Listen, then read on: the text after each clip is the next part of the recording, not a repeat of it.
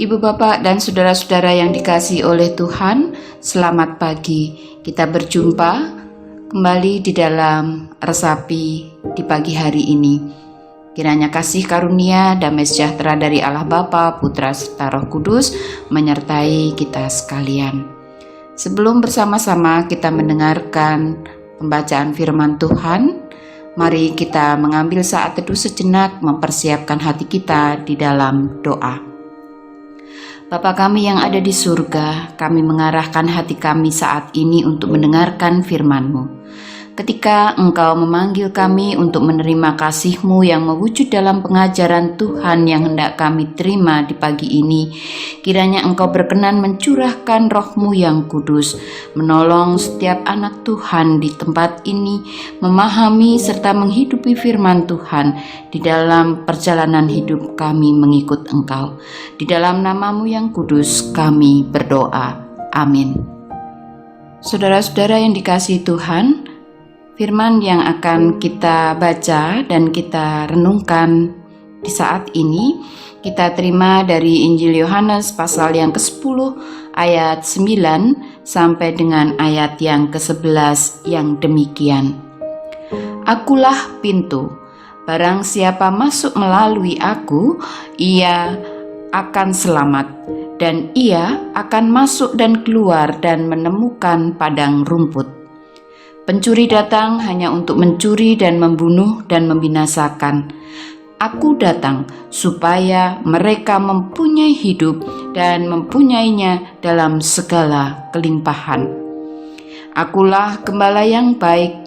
Gembala yang baik memberikan nyawanya bagi domba-dombanya. Demikianlah sabda Tuhan. Saudara, apakah saudara pernah berharap hidup saudara terasa berbeda dari biasanya? Pernahkah saudara berharap bisa menikmati hidup seperti yang saudara impikan? Jika saudara pernah merasakan hal seperti itu, pertanyaannya, apa yang saudara bayangkan tentang menikmati hidup? Mungkin saudara membayangkan suatu kehidupan yang serba menyenangkan, kecukupan, dan terpenuhi segala yang diinginkan. Gambaran hidup yang seperti inilah yang kemudian sering diharapkan dan dicintai.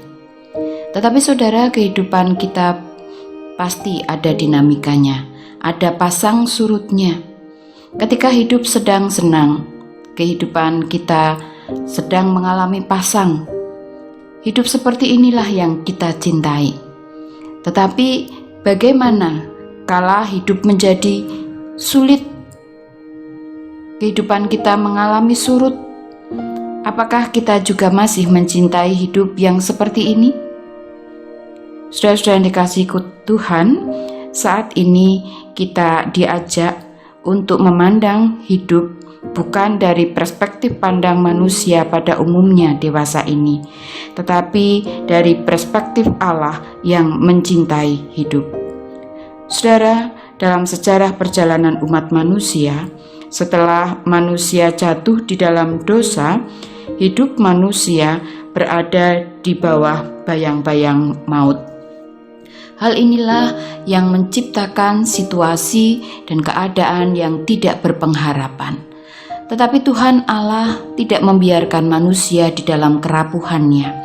Allah membuka kemungkinan dan kesempatan bagi manusia untuk memiliki hidup yang tidak sekedar hanya hidup.